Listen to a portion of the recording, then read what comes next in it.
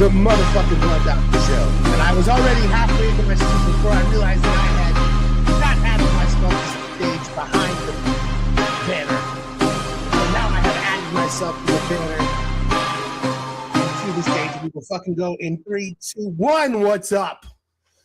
This is the motherfucking Blood Doctor Show on a Thursday, as it happens to be occasionally sometimes when things go a certain way. We are excited. We've got a good show.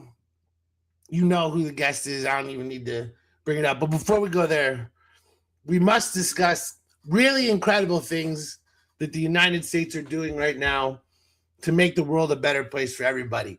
Did you see that Iran has now started laying mines in the Strait of Hormuz, threatening international trade of all types? Did you see that Japan has now lit up their strategic oil reserves because they're afraid that they will not be able to actually have oil going forward?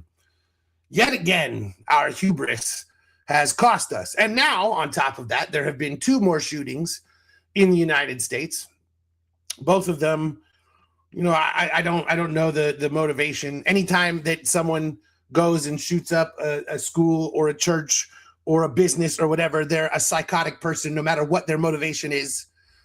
Anyone who thinks that, you know, grabbing an automatic weapon and shooting up any place is good is a piece of shit. It doesn't really matter what side of the world you're on that.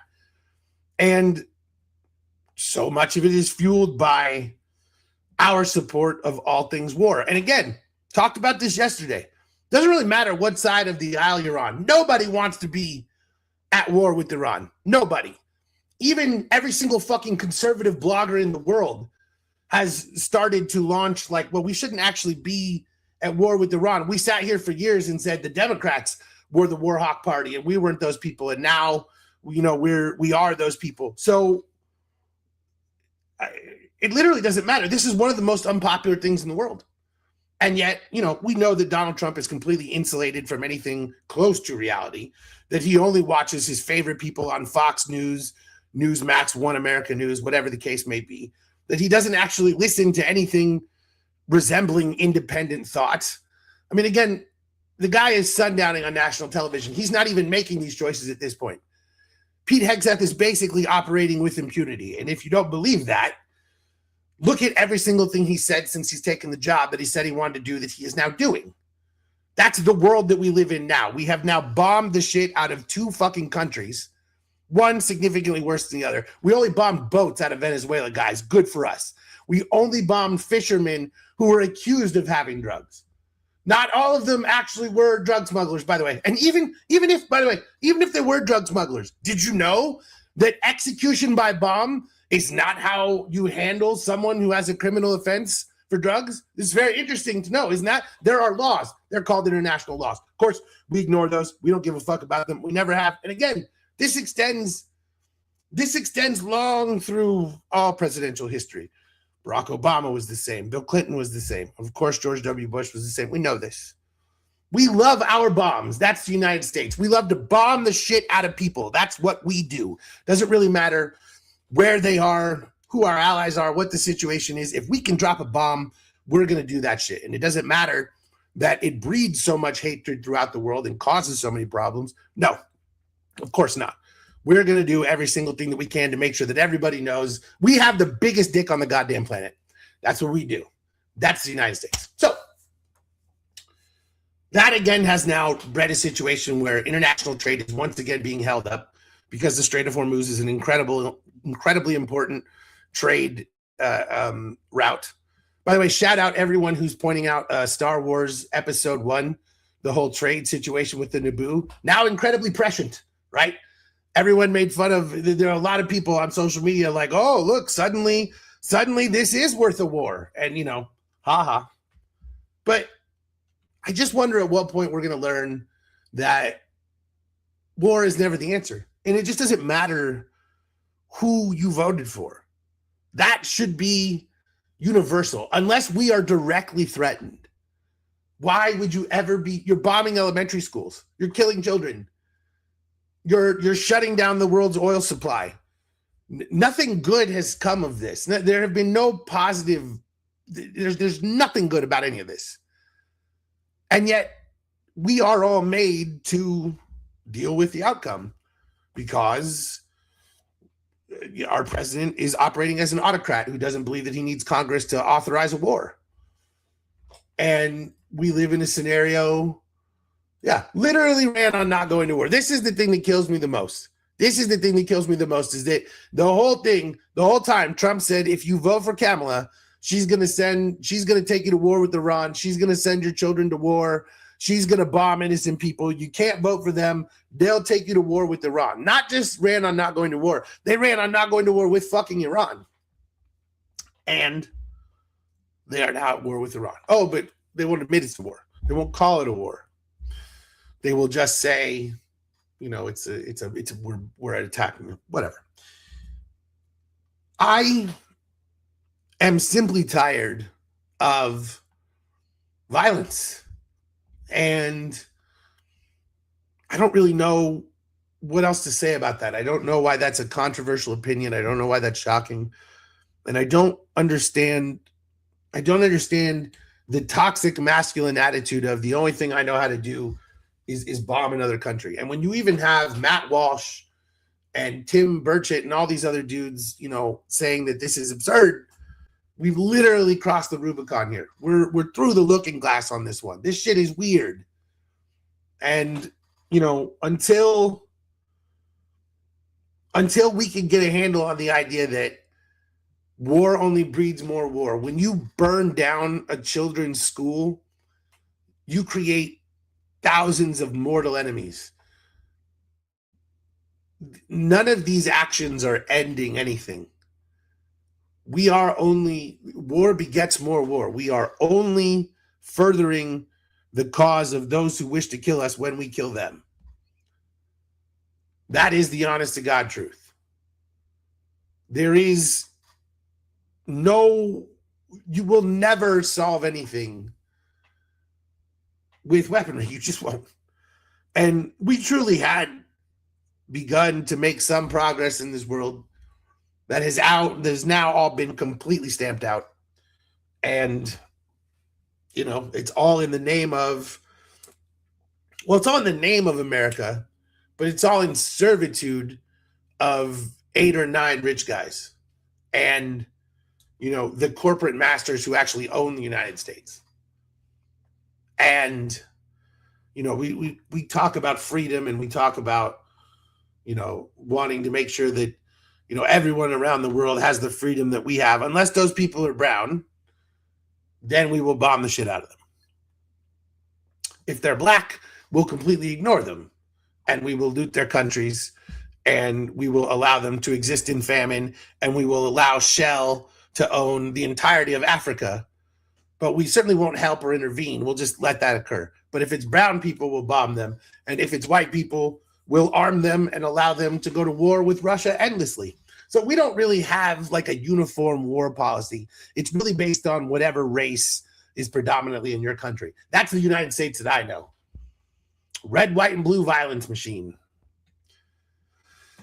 Oh, and I hope that it won't happen in my lifetime, but I hope that in my children's lifetime, we can see it stop.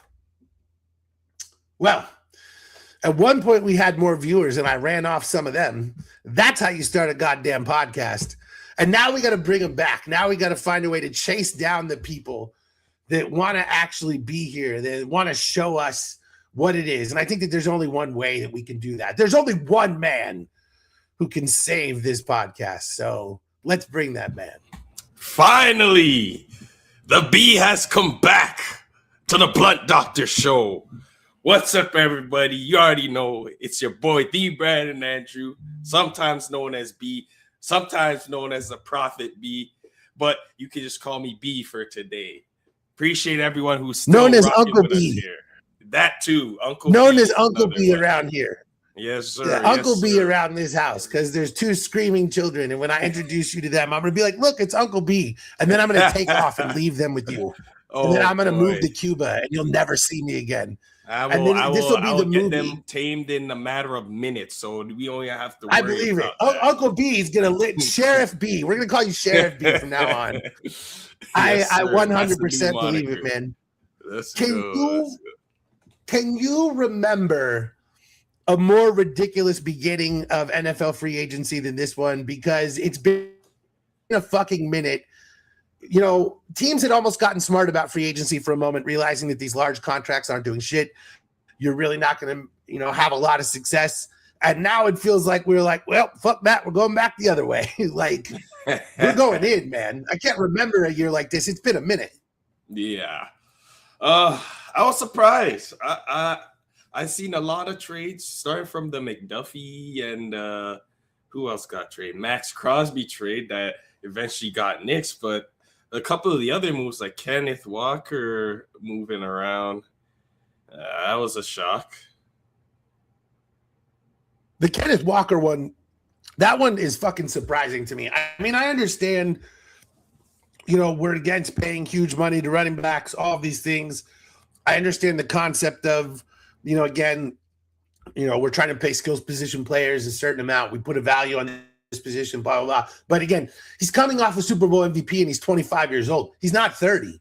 This is not a Sean Alexander situation like the Seahawks had when they signed him to the largest contract in league history and then he never had a season again. I mean, this dude is primed to have at least probably 3 to 4 more really good seasons of running.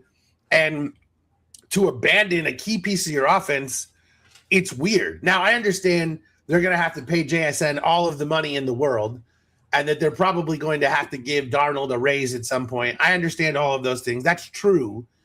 But it still surprises me that you don't try to find a way to keep him for at least one more season. See if you can't repeat this thing. You know, he just moved on, man. It wasn't even like discussions. Like, he was just gone. And there was that weird moment at the parade where it was like the GM was like, he just tried to negotiate with me. And it was like, yeah, dude, he was telling you he was going to fucking leave, man. Like, that shit is weird. Let me ask you this question. Do you think that Kelsey coming back and Kenneth Walker going to the Chiefs, is that enough? Do they have enough to like survive? Let's say that Mahomes comes back, I don't know, week 8 or 9. Like, do you think that they have enough to even survive, or is this still a wash season for them? Because people are acting like, oh shit, Chiefs. Who's the quarterback? I don't even know. Yeah, like I feel like depending on who the quarterback is, they might be able to go 500 through then, but I think the chemistry between Mahomes and Kelsey is going to be a lot more significant than whatever chemistry he has with the stand-in. And it's what if it's Jimmy Garoppolo? Because the Cardinals were supposedly all in on Jimmy Garoppolo, and then they had a contract snag, and now the Cardinals have turned to Minshew, and Minshew has been with the Chiefs. So if the Cardinals sign Minshew, which is fucking hilarious, by the way, we don't want Kyler Murray. We want Gardner Minshew. So I understand it's a transitional move, but it's still dumb as shit. But I what if it was Jimmy Garoppolo? That like legitimately so I agree. But in the Kansas City offense, can he win 4 games out of 9? Can he go 4-5? I wouldn't bet my money on it. I wouldn't bet my money on it. I'll tell you that much. Like, I thought him and Davante Adams was going to be able to do something, and we saw that receiver documentary, and he's like, I'm going to lose my life playing here. Yeah. I mean, he's a backup. I acknowledge that. I'm just saying you're not going to probably find – like, Kyler Murray's not going to Kansas City because he knows there's no upside for him long term. That's why he went to Minnesota, which we called a week ago. We fucking said that shit was going to happen. We called that one from the second the Cardinals said they were going to release Kyler Murray. Right on here, we said he's going to go to the Vikings. We called that shit 100%. I said, but I gave it 3 options. I said it's either the Vikings, Miami, or MLB. So my first choice was right. Man, that MLB stuff like took on a life of its own too. People like really like, because I also was like, man, because he was drafted 9th overall by the Athletics. It's like I did see that report. They said they were open to a reunion. So Yeah, dude. Well, with every single thing that's gone on with them, like they're in fucking Sacramento playing in a AAA park. Of course, they would love a former number 1 overall pick. Like the Mets let Tim Tebow in their organization. They don't give a shit. It's fucking eyes on their AA team. Like, of course, they would have let Kyler Murray come back, dude. Like, there's no question. And, people are like, well, he wouldn't be a free agent until he's 37. He's already made $150 million as a quarterback. He doesn't give a shit about money. But, now he's trying to rehab his NFL career. And let's just go there. I think the Vikings thing, again, the reason I thought this was, again, I'm out on J.J. McCarthy. I love him forever. He got Michigan a national championship. I will say it every single time. I will never hate on my man, but he is not an NFL quarterback. He has an NFL arm, but he has no clue what to do with it. And, it is what it is. And, this is Kevin O'Connell's last chance because they all fucked up. They blew it on the Darnold thing because that could have been the Vikings. Not that the Vikings had the Seahawks defense or whatever, but they had Justin fucking Jefferson. You never know what could have happened. And this is Minnesota has to win something this season. They have to.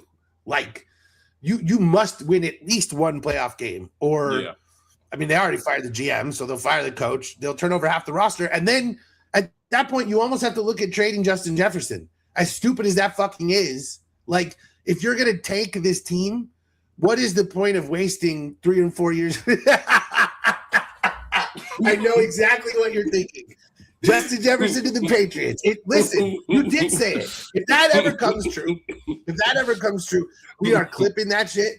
And we are playing it all over the place but listen, man, if they fuck up and you have to strip this team down, there is legitimately no point in just keeping him through his 27, 28, 29 season when you could get all of the goddamn picks. You could get an NBA first round pick return for Justin Jefferson. And you could get 3 fucking first round picks for this guy. I know he's had his injury problems. Somebody would pay this shit. And I'm not saying that they necessarily should.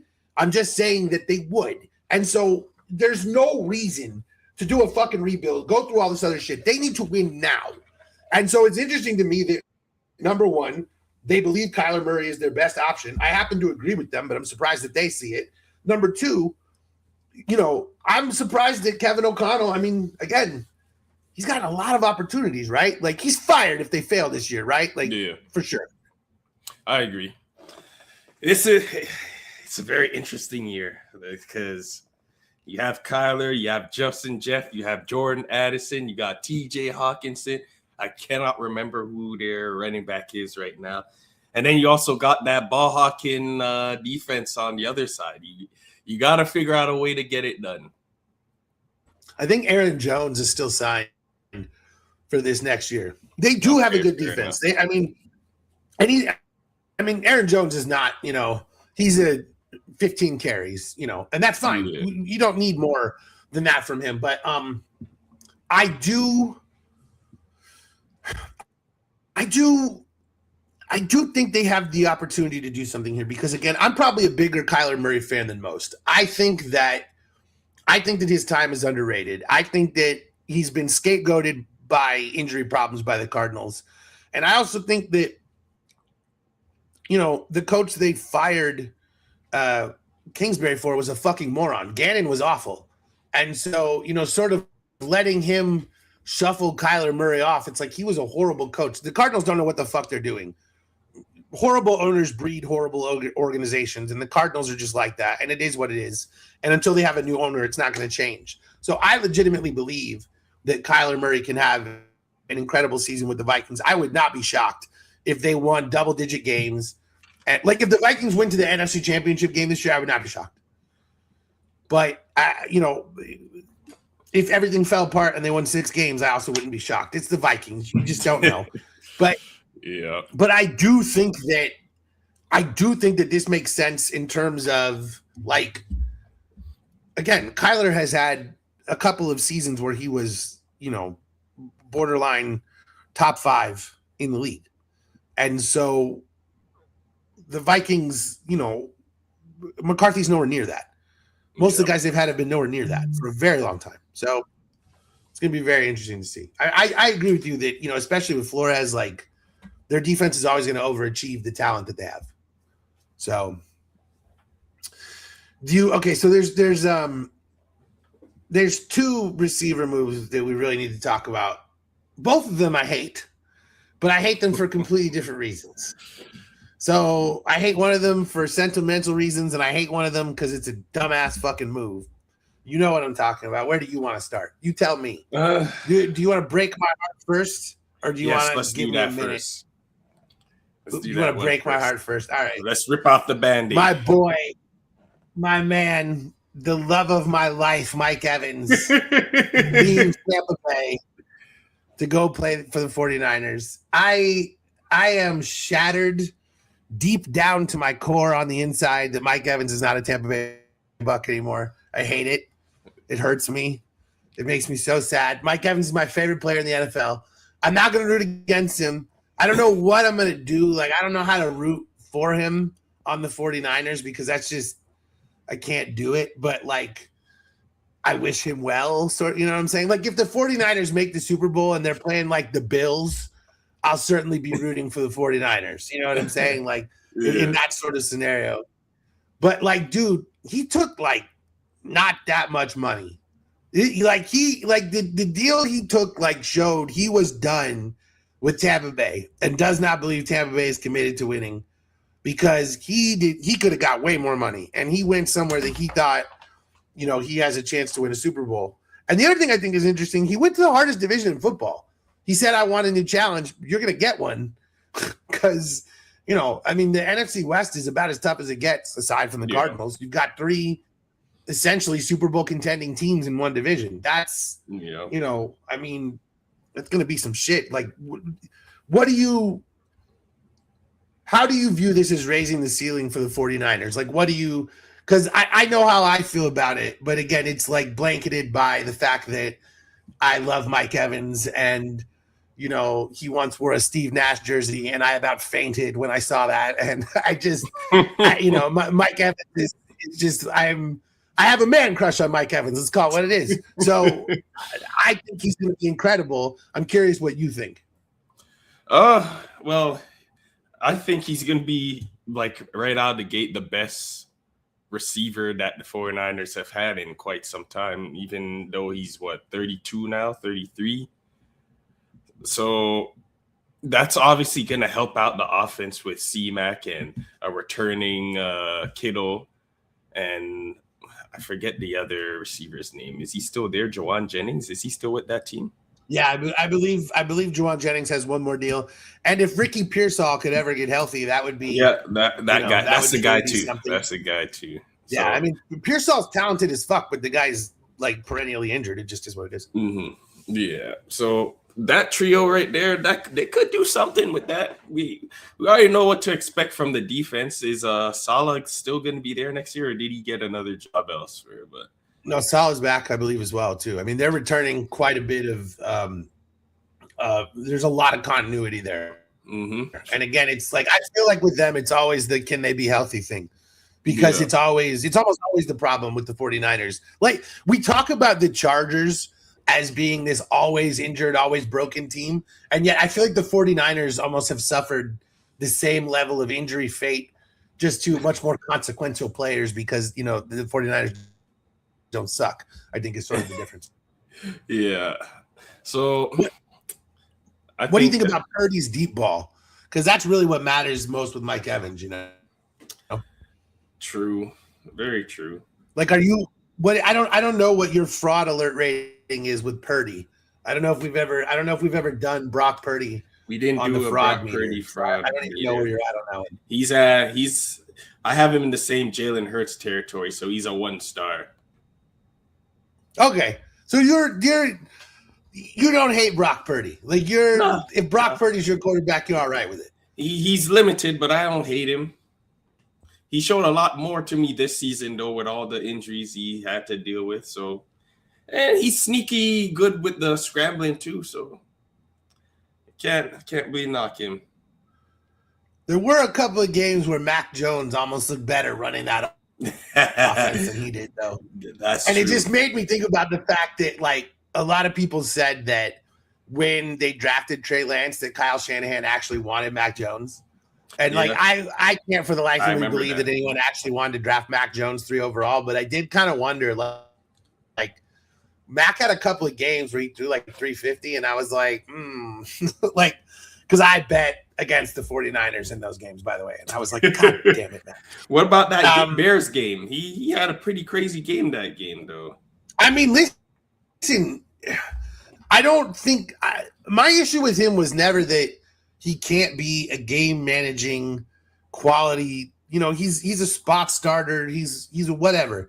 He's the quarterback you bring to your team when you have spent every other dollar on every other position and you can get him cheap. Like Mac Jones is functional, but for the life of me, I never understood. You watch these Alabama quarterbacks play, and so many of them are throwing to wide open receivers all the fucking time. So many of these big college quarterbacks are only throwing wide open routes. And you're like, oh, he's amazing. Is he? I don't even know. I haven't seen him do anything. And that's why some of the dudes like who go to lower ranked schools, like they have worse receivers. They've got to throw dudes open. Like you can see guys almost progress when they're playing in some of those worst situations. And these Alabama guys, I mean, look, Jalen Hurts, horrible at Alabama, went to Oklahoma, worked with, what's his name, Riley, whatever, learned how to actually throw the ball downfield, and now he has a Super Bowl. So, like, I do think that there's something to be said for, sort of working with these quarterback guru guys who can, take your actual game to the next level and not necessarily going to the best school with the most talent where you're going to have 8 receivers who are open all the time. I mean, Joe Burrow is the only quarterback to come out of LSU and actually be good. So, I mean, I don't know, man. I the Mike Evans thing, I really do believe you can't put Mike Evans in single coverage even to this day. He is still the best, single coverage beating receiver in the NFL. He can get deep against really anybody. He's still fucking huge. He's got incredible hands. I understand why he did some this. more It's after a bummer the catch from him. Yeah, I think you're gonna see a lot of like drag routes over the middle type stuff from him instead of just roll on. I think that Shanahan is going to enjoy having a receiver that, like, because so much of what the 49ers do is based on, double and triple scheming, how I can get dudes open and, having so much creativity and the way we run block for C-Mac and things. It's going to be fun for them to have a guy that they can literally just heave the ball to in single coverage because, Debo was never that. And Ayuk had moments of that, but obviously was never consistent. And now, dude, you see the video of him, he's like holding an ice cream cone while it just melts in his hand. That boy, and something's wrong with Ayuk, man. Like he's gone crazy, dude. I don't know.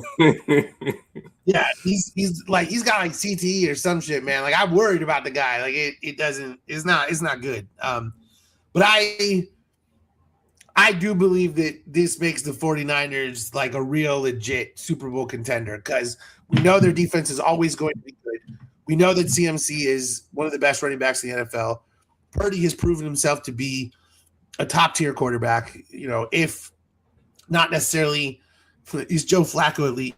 He's top 10. Yeah. So however he's still very good.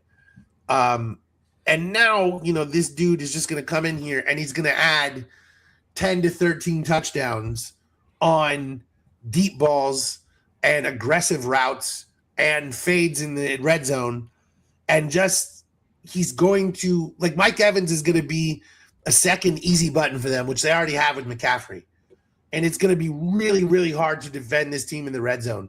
And if they can find consistency, and again, I didn't even mention Kittle, like you said. So if Kittle is healthy and they can find consistency, the 49ers, depending on the health of Stafford and stuff, but they might supplant the Rams in that division just because this is, you rarely get, sort of a top tier receiver going to a top tier team on a discount like that. You don't get a lot of stuff like this. It's kind of like Devontae on the Rams. So and we know how well that's worked. So I'm definitely with you. Now, I want you to tell me I'm just gonna sit here because I know. Well, I don't know. I'm just. Well, okay. 4 years, 70 million for Romeo Dobbs to the Patriots. Go. It was a lot more money than I expected. That's for sure. Like if it was, maybe half, and with the promise that we're getting somebody else, I cool. But that was a bit of a. Unless they're telling me that he is due for a big boost in just production, because I guess he was sharing it with what's his name? Christian Watson. What's the other guy? The guy they got in the draft, Matthew Golden, and there's another dude. He Also, had a long Tucker Kraft, their tight Tucker end, Kraft, was literally their best receiver. I had him in fantasy. He was dominating, and then he tore his ACL, I believe. So, but yeah, Kraft was absolutely dominating. Is it Dontavian Wicks? Is that the other guy? Yeah. So there was a lot of mouths to feed over there, and he also was dealing with the concussion issues. So I think that plays a factor in the missed time. But are we going to go get AJ or something? This can't be the only move we're doing. The one argument I will accept in favor of the Romeo Dobbs thing is that in this era, where the salary cap is like 300 million, something to that effect, that money is not as much as it used to be. And so I can sort of comprehend that idea. But then I just go back to, like, he's a guy who's never had more than like 700 yards in a season. Like, you can get guys like that, number one, in the draft. And number two, you can get guys like that towards the end of the season for $5 or $6 million on a 1-year deal. I just think this is weird. Let's not forget, Elliott Wolf, the current Patriots GM, came from the Packers. So, this is probably a situation of, I scouted this guy. I know he's better than the Packers used him, and I know in our system, he's going to be a star. I think that's a case. This is a case of that. Is that Elliott Wolf, had a hand in drafting this guy while he was with the Packers, or at least scouting him, and he believes that this guy's better than other people and blah blah blah. I just think this is a ludicrous. Again, 70 million over 4 years is not like a world-beating amount of money, but it's crazy for a dude who. Like, if he had a couple of 900-yard seasons, this money would be justified. Yeah. It's not even close to that. Like, this is a guy who, he had like one. People are like, well, he had 8 touchdowns last year. He had 3 touchdowns in one game against the fucking Cowboys. That really doesn't count. That's practice squad. That doesn't count. Yeah. Yeah, it was a weird move. But maybe him and Drake May are able to do something magical this year, and it surprises us. I have to hold out hope. I just find it interesting. I just find it interesting that the Patriots just lost the Super Bowl because they didn't have one playmaker of note on offense that could help the quarterback at all. They had nobody. Every single skill position player in the Super Bowl for the Patriots was ass. All of them. Yep. 100% of the skill position players were ass in the Patriots Super Bowl. Yeah. Drake May wasn't even good. He was terrible too. Yeah. But the offensive line was terrible. The Super Bowl, the Seahawks beat the shit out of them. But nonetheless, had you had even one receiver who was able to get open, the game would have looked differently. If you had one truly talented player, the game would look differently. And don't explain to me that you had 32-year-old Stephon Diggs coming off a torn ACL. Stop that. Stop it. I know that Diggs had a couple of nice games this season, but that's not what I'm talking about.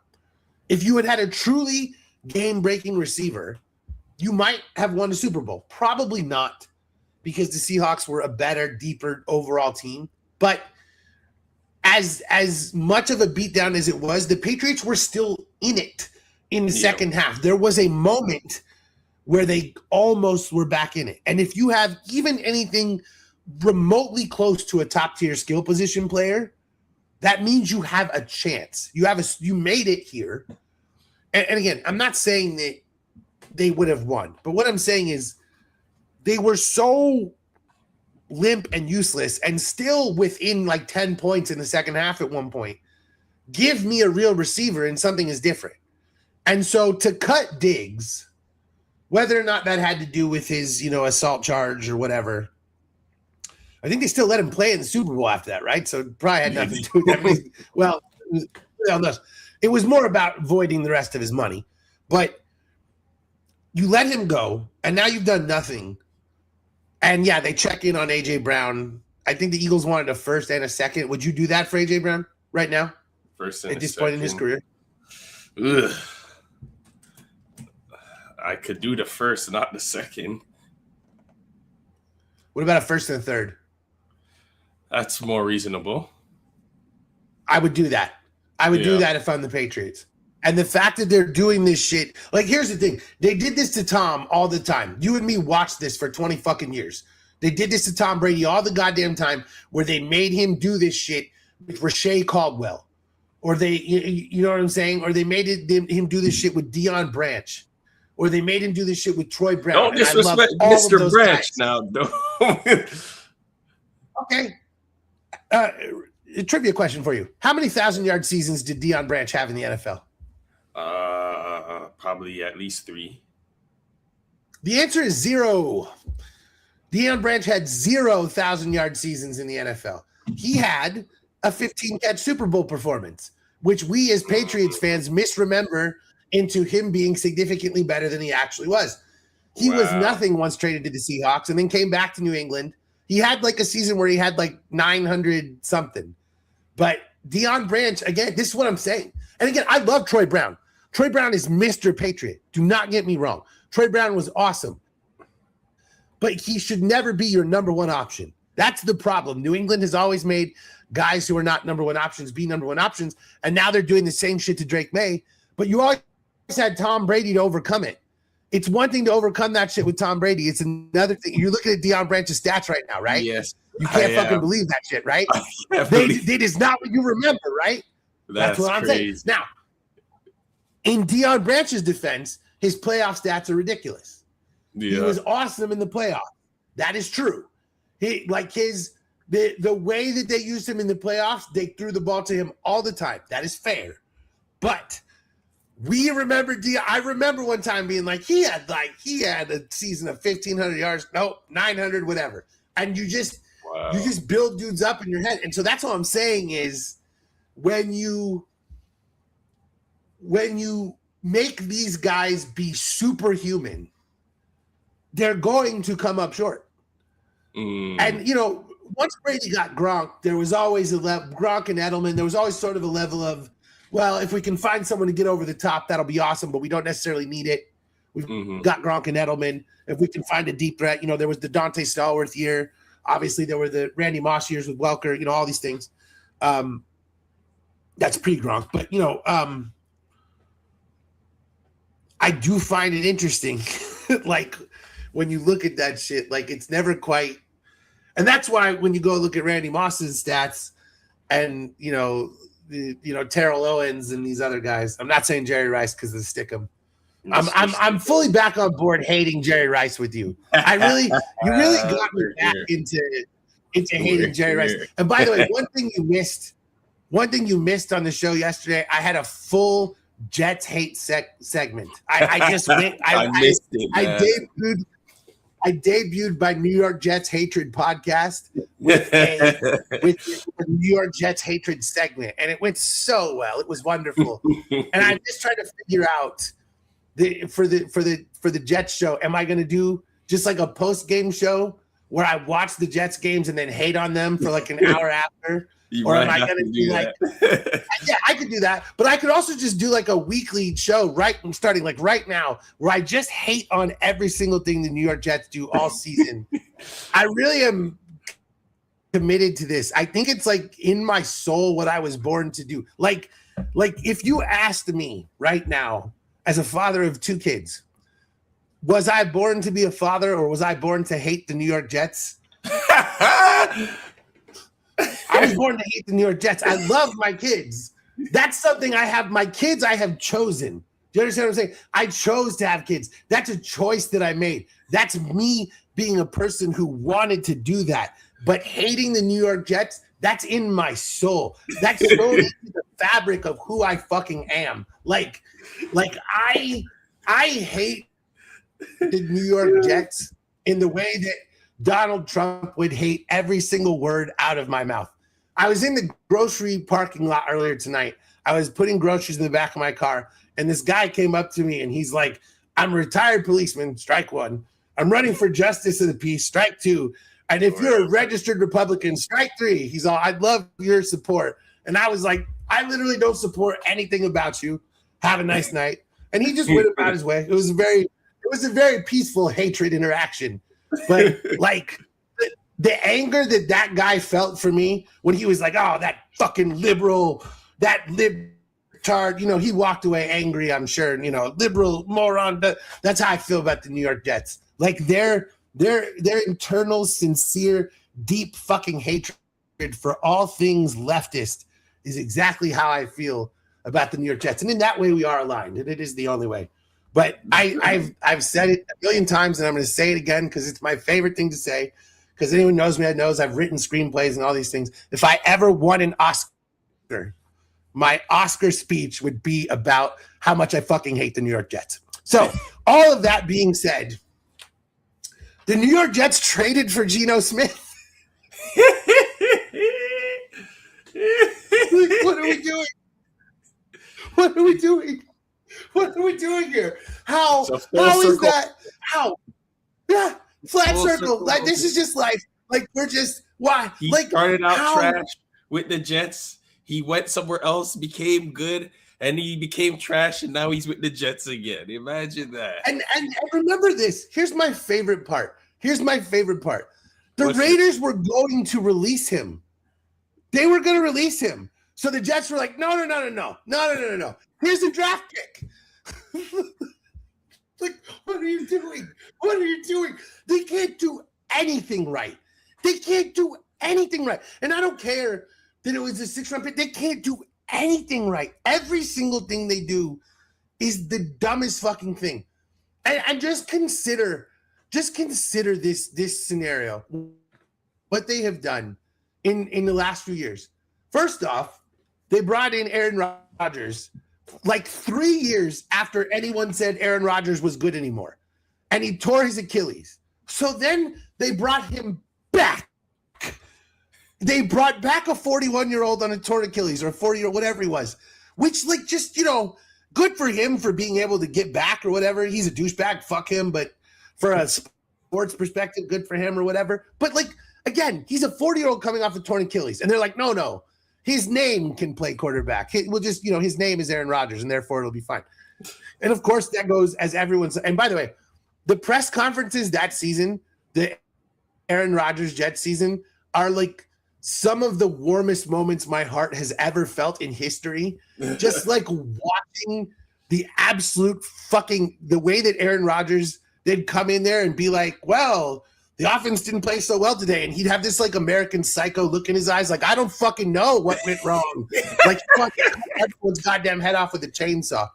And of course that went horribly as predicted. So then they got Justin Fields because. Oh, you're missing an important part. They went traded to get Davante Adams thinking that was going to make a difference. That's you know what? That is really special. They let Aaron Rodgers play GM for them, just like when Brady was like, I'm not coming to Tampa unless you get Gronk. And they got Gronk. And so Aaron Rodgers was like, you got to bring in Alan Lazard. That went really well. And then they were like, you got to bring in Davante Adams. That went really well. And now Davante Adams has finally broken free of this curse, and he's with Matt Stafford. But, you know, Davante Adams can only play with MAGA quarterbacks. That's really the thing for him. Davante Adams needs his quarterback to be a proud white supremacist, because otherwise it just, you know, Jimmy Garoppolo is just like handsome and Italian and girls like him, you know. He's not like out here spouting MAGA bullshit, but like But Aaron Rodgers and Matt Stafford are like Matt Stafford's wife is like, you know, just like she literally had surgery for brain cancer and then is out here like other people don't deserve medical care. Like that's Matt Stafford and Devontae Adams like, man, that's my fucking quarterback. Not to mention, she also said how she never actually wanted to date this guy either on that podcast. So if he wasn't Matt Stafford, would she have even got with it? This is the for another day, but man, did you see when Ayesha Curry she went on some show and they had some like male stripper come out and she like takes her ring off? I'm like, boy, man, if I was Steph Curry, I would have flipped. Like, are you kidding? Like these athletes' wives, like, all right, listen, what do I gotta do to get my partner to not go on national television and say they want to fuck other people? Like, what does it take? Steph Curry has $1 billion fucking dollars. He's the best 3-point shooter. He has 4 rings, but Ayesha Curry's like, no, that guy who lives with his mom is fine as fuck. Like, what is, and because here's the thing, Steph is like the ultimate, like, he's like an incredible dad. He's like one of the like finest role models we have. And Ayesha Curry is out here on podcasts. Man, I didn't even want to be a housewife. I'm just like, what do these guys got to do to get these women just to not humiliate them? Now, let's defend the women real quick because Dak Prescott's ass just had his wife take the kids because he can't stop fucking strippers. Oh, so man. That's a problem. And Luka Doncic's wife just took the kids because I'm assuming he can't stop eating. I don't know. But, you know, so let's, you know, we got to defend that, you know, some of these motherfuckers are assholes too. Let's not make it all sexist. I'm not going one way. I'm going both ways. I'm taking all sides on this show today. Anyway, Geno Smith on the Jets is terrible. It's hilarious. Do you remember why Geno Smith's Jets tenure ultimately failed? Do you remember the last like straw that broke the camel's back? Do you remember what it was? I don't remember. It was when Ifedi. Remember when it was when Jermaine Ifedi punched him and broke his fucking jaw? Yes, and I do remember. It was over a poker game. Crazy. And he missed most of that season. And that like fucked his ability to get an extension and all these things, dude. Like, and now he's come back to the Jets. And for him he gave the statement like, I'm so excited to come back to where it all started. It's like, really, dog? Right things. You're so excited. Like, this is gonna be an unmitigated disaster. Like, this is gonna be one of the worst things anyone has ever seen, and it's gonna be tremendous. And this is why, like, my Jets hatred podcast could have gotten no greater boost than Geno Smith going home. That's like all I need for like a debut. Like that's sort of like God was looking down upon me, and he was like, you know, that guy doesn't really necessarily believe in me, and I'm going to prove that I exist by giving his Jets hatred podcast the perfect launch point, and I'm going to send Geno Smith home. Like, can we get any more Jets greats to come back? Like, the fact that Aaron Glenn is coaching this team is phenomenal. Like, let's find, like, can Darrelle Revis come back to be defensive coordinator? I would love that. Like, and just the guys are giving up yards all over the place. You know, Antonio Cromartie could come back, and then anytime we need to distract him, we could just ask him for the names of his children, and he would have no clue what that is. And you know, that would be just fun. Like, there's just so many ways to destroy a Jets season. You know, and it's just true. And I've said it before. I'll say it again. Tom Brady's final game against the Jets, they were losing. The Jets were winning that whole game. That's the game where Antonio Brown runs off the field and goes crazy and all these things. Yep. And Antonio Brown threw a game-winning touchdown to Cyril Grayson, and I leapt out of my fucking chair like a 12-year-old. That's how much I hate the New York Jets, and I cannot wait to watch this Geno. And I feel bad for Geno because I was happy for him, but now he went back, and now I hate him, and I want everything bad to happen to him. Like, once you go back to the Jets, it's over. I don't, you know, it's like, because it's funny, man, because like Geno rehabbed his career in Seattle, and now Darnold rehabbed his career in Seattle. You think Zach Wilson's going to go to Seattle next? he's got his agent like calling Seattle, like, please give me a deal with Seattle. I'm begging. I think you have They to go to can fix Minnesota first. I think the Oh, good stop point. is You gotta Minnesota. you gotta have stops in between. Yeah. Oh boy. All right, now we got to talk about the two that everybody has talked about. Oh, actually, let's just real quick. Do you have any feelings about Kevin Byard to the Patriots? That one I like. Smart move. I like the leadership. Low. Yeah, it's a low risk move. The reason I asked is just because it's a Patriots thing.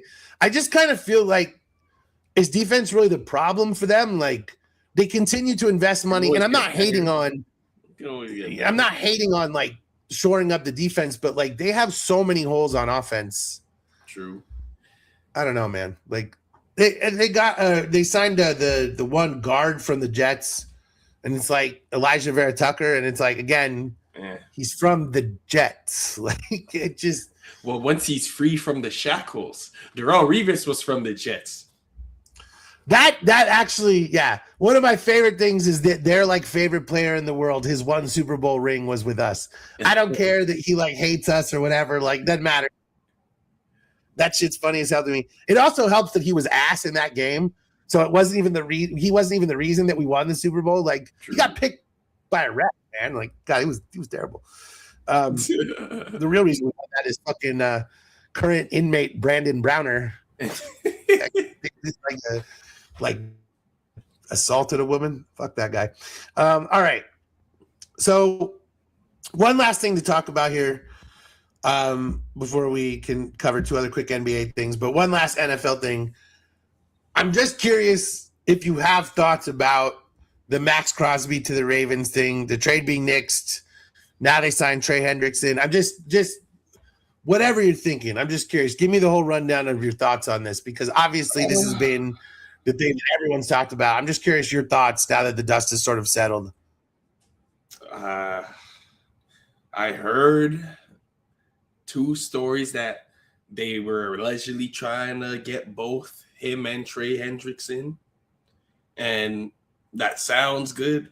Well, I also heard that maybe once they realized they could give Trey Hendrickson for cheaper and they saw the failed physical, that they decide, we don't want to give up that much for the trade. That might seem a little bit shady, but it's not my team, so I don't care. They've been accusing us of cheating for years, so nothing off my shoulders. No sweat off my back. I mean, there have definitely been some people who have said like I saw a few, and again, you know, when you see like NFL rumors that are a source said, it's like, you know, what do you fucking know, right? But there have definitely been a lot of people who have said that, you know, everyone who was going into these trade discussions knew that Max Crosby obviously had the meniscus injury, was coming off surgery. Like the idea that he failed the physical is kind of bullshit in these people's eyes, because it's like obviously his physical wasn't going to be perfect. He's coming off a season-ending injury. And so they felt like, you know, the Ravens basically got cold feet after the way people reacted to the injury and basically said, hey, we're not going to do this. And it reminds me of the Mark Williams trade that, you know, the Lakers did when they traded 2 first-round picks and Dalton Connect to the Hornets for Mark Williams. And everyone was like, God damn, that's a lot for Mark Williams. And then the Lakers were like, oh, he failed the physical. And the Hornets were like, it's the same physical. And by the way, Mark Williams has been awesome since he came to Phoenix, so fuck the Lakers. I'm glad they did that because it's been to Phoenix's benefit. I love Mark Williams. But that was one of those things, is that everyone was like, they basically decided they overpaid, so they failed Williams on the physical. And it reminds me even further back of, you know, when everyone forgets that, you know, Tyson Chandler was traded to the Thunder during the height of the Kevin Durant, Russell Westbrook era. And the Thunder rescinded that trade, and he ends up on Dallas, and Dallas wins the national. Dallas ends up winning a title because he was on I believe he was on New Orleans at that point, gets traded to the Thunder. That trade is rescinded, and he ends up in Dallas. Dallas wins a championship.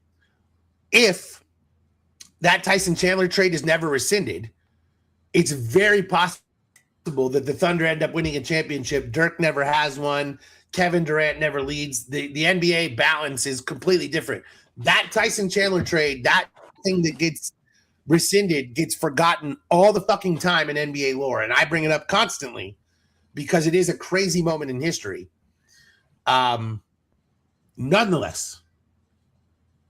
I say all of these things to say, at this point, dealing with the Ravens seems like you shouldn't believe any deal is done until it's like literally official and you've had the league call. Because these motherfuckers, like, remember were you too young for the Terrell Owens thing? You might have been too young for that one when they like had T.O. and then all of a sudden it was like announced that T.O. had been traded to the Ravens and that he had a contract extension. It was like everyone was like, oh my God, T.O. to the Ravens. Yeah, I wasn't tapped in that at times still. Yeah. So this was the thing, is that T.O. was leaving San Francisco and it was a done deal, like announced on SportsCenter. And this is, before the internet really. So we're talking about when something was announced on SportsCenter, it was fucking locked in. And then like a week later, he was on the Eagles. And, the Ravens just have a Hall of Fame number of dudes that almost were, some dude like on Twitter was updating a list of almost Ravens team. And, I don't know what to feel about this. I feel bad for Crosby just because anytime actually Crosby's a MAGA guy, so fuck him. I would feel bad for him in terms of like, anytime something like this happens, it hurts you and it makes other teams like question you as a player, and that sucks. But he's a piece of shit, so fuck him. I don't, bad things can happen to that guy. I don't give a shit. The Trey Hendrickson thing is interesting because it's like it didn't cost you any picks. It just cost you money. You were going to have to pay Crosby money anyway. So now you're just paying money, and you took him away from the Bengals. And he was like one of the very few worthwhile defenders on that Bengals team. And now you've moved him in the division. I think it's a great move. Now, I don't think anyone is saying that Hendrickson is Max Crosby because he's not. They're nowhere near the same level. Crosby is a much better player. And I would have said that if Crosby is anywhere near healthy, that the Ravens have no excuse and they have to win a Super Bowl. Much like I said going into last season when they had one of their worst seasons ever. Do you think that, do you feel that way about this move? Adding Trey Hendrickson means no more excuses. The Ravens need to win. We've got a new head coach. We've got everything. Well, the Seahawks just won with the new coach. I know he's in the second year, but I'm just saying, there's no more excuses at this point, right? It's time to win. Well, then John Harbaugh pretty much blow up that team. He took a bunch of players with him to the Giants, I seen. They don't have Linderbaum no more. They don't have Likely. Who else did they lose out on? There's another lineman, I'm pretty sure. So you're out on the Ravens at this point as being anything then? I'm not expecting anything out of them in terms of championship aspiration. So I guess just off the strength that Lamar is there, sure, but it's not like his team is good.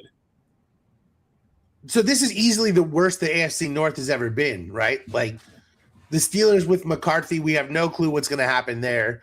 The Browns are a complete question mark. The Ravens transitional period, and the Bengals are what the Bengals are. The Bengals are Joe Burrow. They could surprise. They're probably the best team in that. Well, so do you like the Bengals or the Ravens then in that division? I like the Bengals offense better than the Ravens. Sure, but that didn't matter at all last year. Joe Burrow takes a hit and it's over. Yeah. So I don't know. The Ravens definitely lost a lot of depth. That's definitely true. And you're gonna see a new offense yet again, a new everything. All of those things are true. It's a very, and I just feel like at a certain point, I would say, then should we trade Lamar? But they just signed Trey Hendrickson, and they tried to trade for Max Crosby, so they're not. I think they're just gonna ride out with Lamar. I think they're just gonna in Lamar we trust type of season. Why? I love Lamar, but why do that to him? What if you don't believe in this team anymore? They got Henry. This is what I'm saying is that they must believe in this team. Mm-hmm. They must believe in this team because they just signed to, and if you're correct that they tried to get both Crosby and Hendrickson, they must believe in this team. True. I mean, right? They must. I mean, I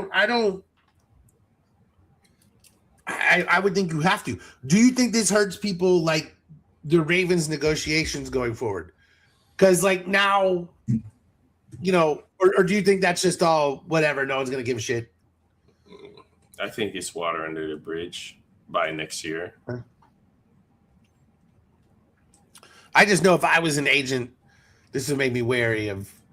Like I would question them being my first deal after a scenario like this. And I mean, I guess it doesn't. What does it matter ultimately? But I'm very interested. Someone asked Eric DaCosta that, and he said, "My phone hasn't stopped ringing." It's like, all right, man. All right, man. Any last? I got 2 quick NBA questions. But any last NFL thoughts before we move to NBA? I hope the Patriots aren't done with whatever moves they got planned. And it is surprising that Mike Evans. I think the Mike Evans to New England thing could have been very real. I'm surprised that didn't have much trap. Maybe he didn't want to play for a cold weather team. Yeah, I guess might it's be possible. a factor. That definitely might be a factor. He's from Texas, you know. Yeah. I guess that could be part of it. But I mean, it's super far from where he is in Tampa. But then again, you're going across the country to San Fran. Yeah, but like Tampa to Texas and San Francisco to Texas are the same distance, you know. Whereas New England to Texas is farther. So in terms of proximity to home, it's pretty much the same. It's just on the opposite side of the country. But I mean, it seems like he legitimately felt like they were his best chance to win. So, I mean, who the hell knows? Maybe he's right.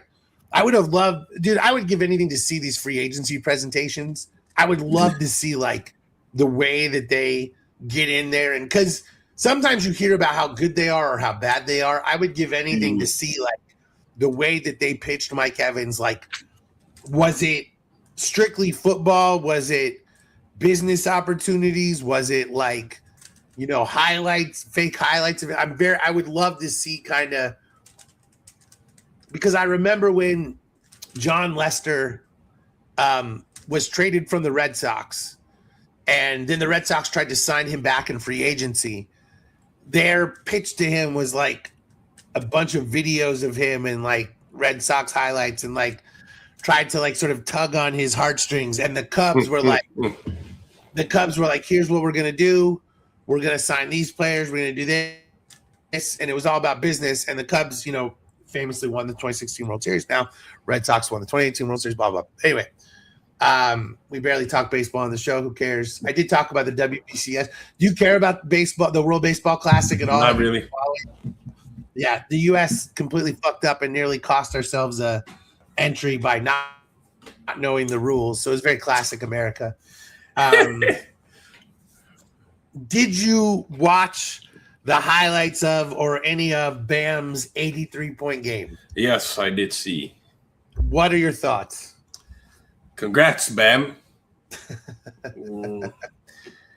Sometimes, you know, you gotta do a little Bush League stuff to meet those type of records. Because there's somebody in this chat who is a big Devin Booker fan, and he had to do a little Bush League stuff of his own to get that 70. Well, hold on a minute. Whoa.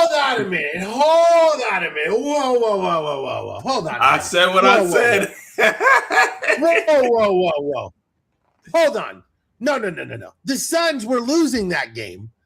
So them trying to continue to come back makes perfect sense. They were losing. Why wouldn't they continue to try to score? They were losing.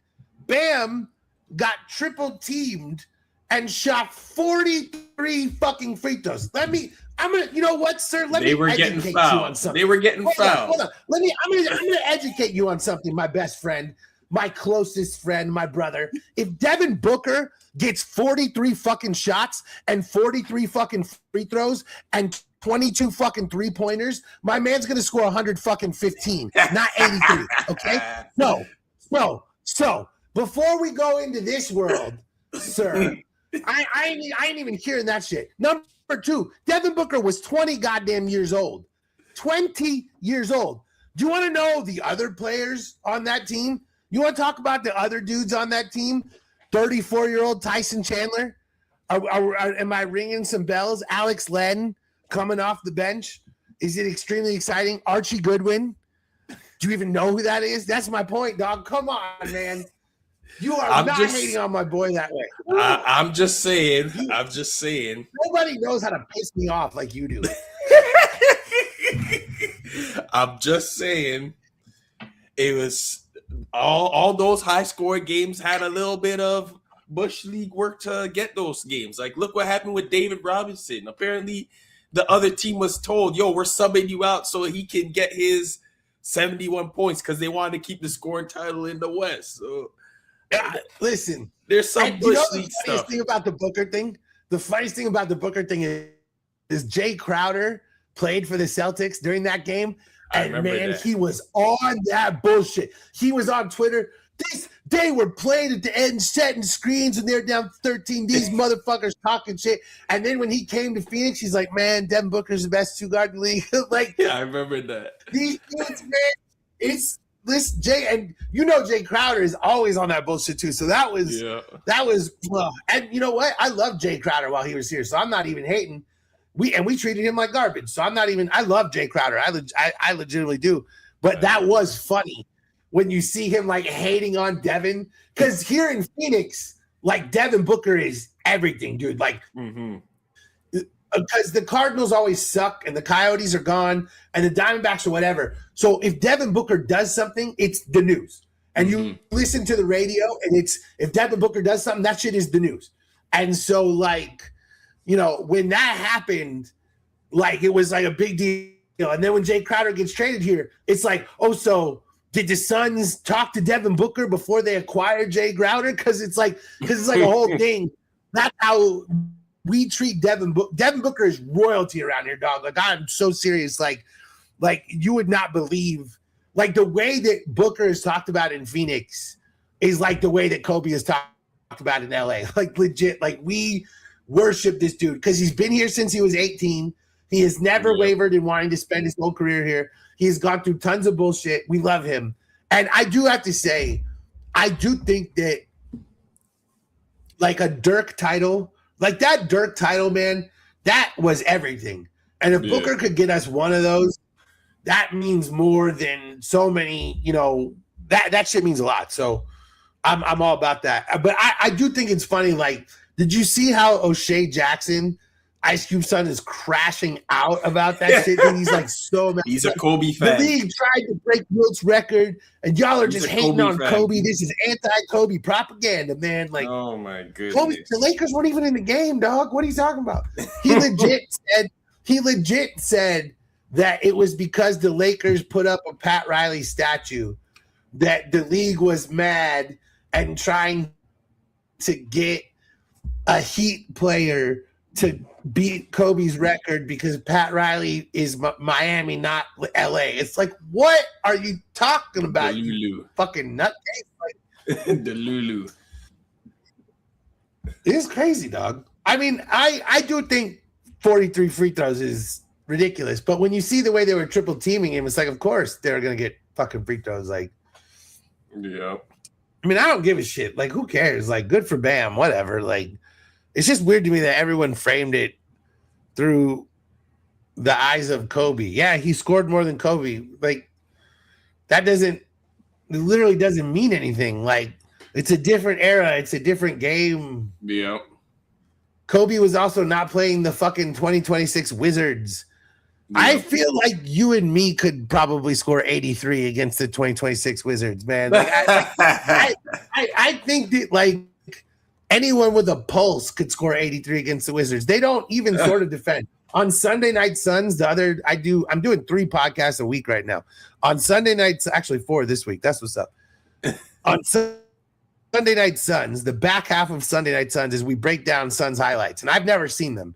So my boy Keith clips the Suns highlights, and I never have seen them when we do it, and we watch it, and basically I have a little telestrator thing, and I break down what I'm seeing, and I just like, here's the screen, here's this, and we just talk basketball. And we did a Suns Wizards game earlier this year. And every single time I telestrated the play, I'd be like, all right, and here's 4 Wizards defenders that have no idea what's going on. Here's 4 Wizards defenders that are completely out of the play.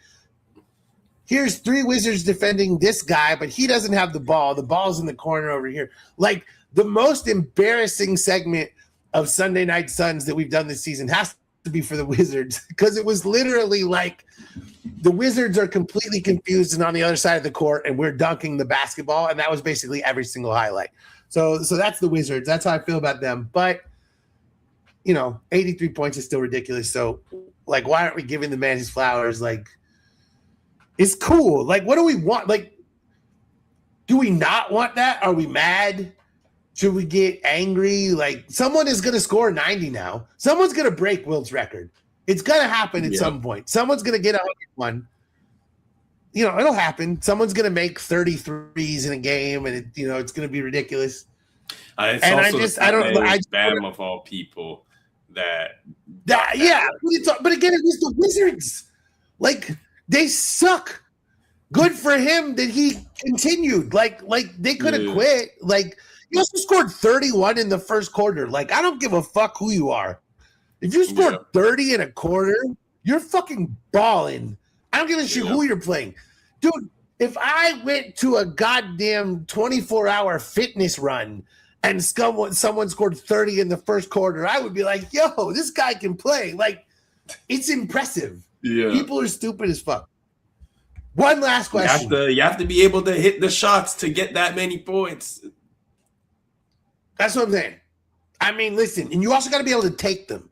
You've got to be able to, if you're going to shoot 43 free throws, you're going to get fouled 22 fucking times.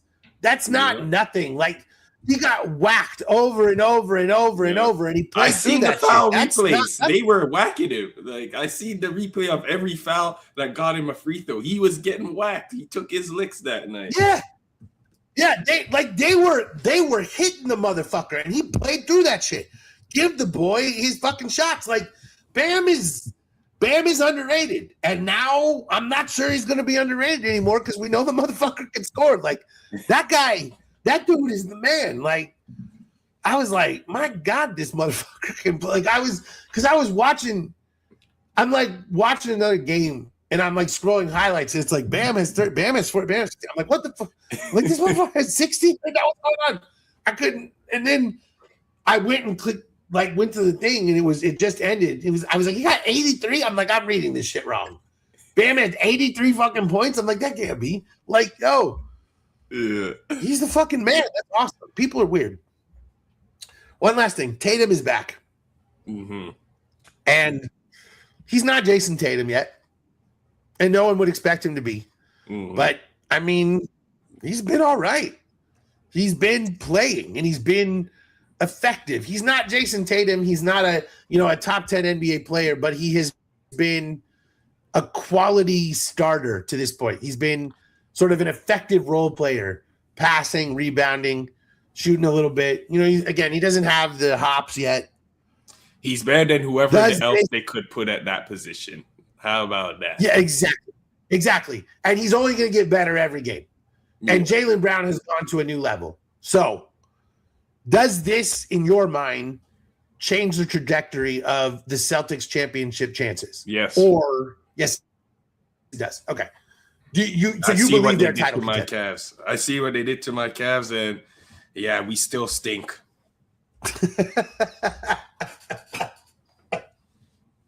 man. Oh, no, you're like, your Cavs self-loathing is always something to admire, because you there's never been a moment on this show. You have been coming on my podcast now for 8 years in different forms. It's embarrassing. I've been doing this in different versions for 8 years. I get 6 viewers an episode. Although, actually, when we used to do it in audio form, way more people listened than watched, funny enough.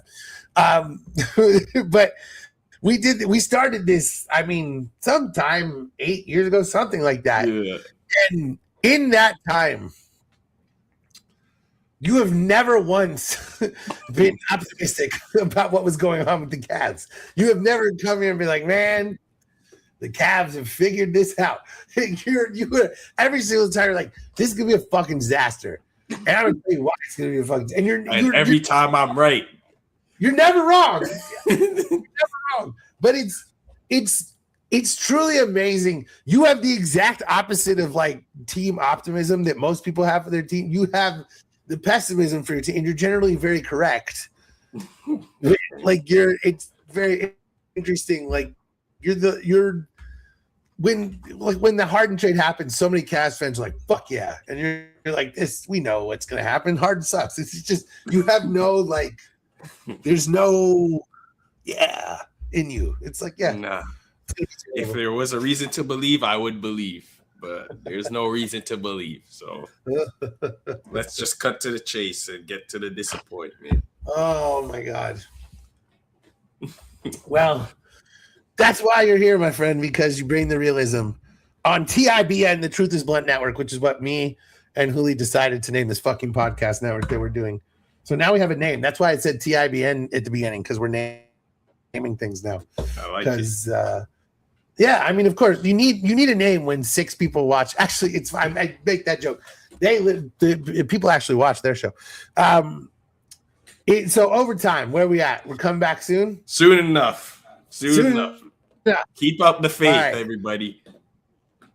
You guys, you got to get everyone on here. We got to get everyone on here when the season comes. And do like an overtime on the Blunt Doctor Show episode and just go, you know? Yeah, I'm with it, man.